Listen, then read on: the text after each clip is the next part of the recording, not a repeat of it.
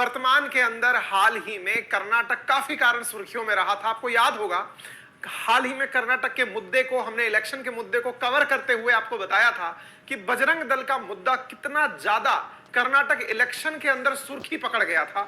क्या ये बजरंग दल का जो दाव था, बीजेपी का जो चुनाव जीतने के समय पर उन्होंने खेला था, वो सही पड़ा?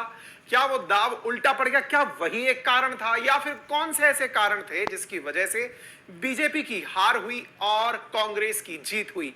कांग्रेस एक बहुत जबरदस्त लैंडस्लाइड विक्ट्री करके पूर्ण बहुमत की सरकार के साथ कांग्रेस की सरकार कर्नाटक में बनने जा रही है। तो ऐसी स्थिति में यह भी जानना होगा कि कांग्रेस की जीतने की स्ट्रेटजी क्या रही, बीजेपी किन मुद्दों पर यहां पर पिछड़ गई, किस प्रकार से कर्नाटक राज्य ने अपने द्वारा डिटर्मिनेशन के साथ सरकार परिवर्तन का कार्य किया।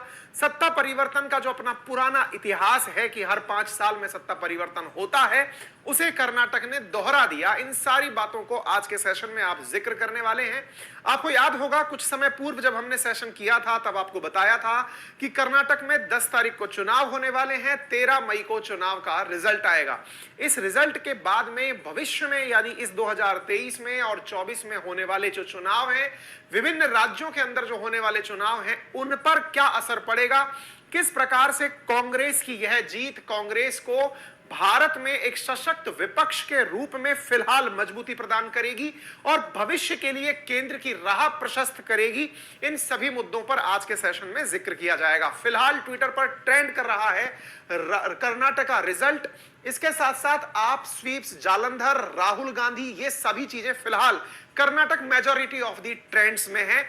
यह चीज जानने योग्य है कि किस प्रकार से कर्नाटक में कांग्रेस ने अपने आप को यहां पर बढ़त दिलाई, जीत दिलाई। कर्नाटका के लिए भारत निर्वाचन आयोग की तरफ से जारी किए गए परिणामों में अभी तक 132 सीटें, 224 सीटों में से कांग्रेस जीत चुकी है। 113 सीटें जीतना बहुमत को पार करने के बराबर था। इस स्थिति में 132 सीटें कांग्रेस द्वारा फिलहाल जीती जा चुकी हैं, 4 पर लीड कर रही है। दैट मींस अगर ये लीड भी जुड़ जाएगा इसमें तो 136 सीट्स जो हैं वो कांग्रेस के पाले में होंगी और बीजेपी जो सत्तारूढ़ पार्टी थी यहां पर, वो 63 सीटों को जीत रही है, 2 पर लीड है। अगर ये सब सही रहा तो 65 सीटों के साथ में बीजेपी नंबर दूसरे पर पार्टी रहेगी।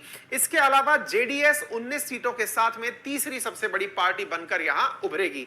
इन रिजल्ट्स के साथ साथ फिलहाल हर जगह सुर्खियां हैं। Karnataka Congress sweeps Karnataka election results 2023 live update. Karnataka election result, PM Modi's Bajrang Bali gambit fail, Rahul says नफरत का बाजार बंद। EVM used in Karnataka had not been deployed in South Africa, ऐसा इलेक्शन कमीशन ने कांग्रेस के द्वारा लगाए गए आरोप पर रिप्लाई देते हुए कहा है, क्योंकि यह आरोप था कि ये ईवीएम साउथ अफ्रीका में यूज हुई थी और वहां से यहां पर आई हैं। तो ये खबर अपने आप में गजब इंटरेस्टिंग होने वाली है।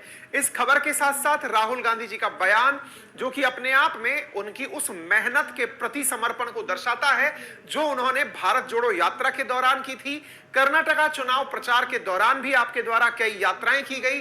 सोनिया गांधी जी, प्रियंका वाड्रा जी, इसके साथ साथ कांग्रेस के बड़े दिग्गज लीडर मल्लिकार्जुन खड़गे जी, कांग्रेस अध्यक्ष, साथ में डी शिव कुमार और जितने भी वहां पर प्रमुख नेता हैं, उनके द्वारा जिस प्रकार से टीम एफर्ट के रूप में काम किया गया, उसका परिणाम आपके सामने है। और राहुल गांधी जी के द्वारा इसके ऊपर अपने द्वारा कहते हुए कहा गया है कि कर्नाटका में नफरत का बाजार बंद हुआ, मोहब्बत की दुकान खुली है।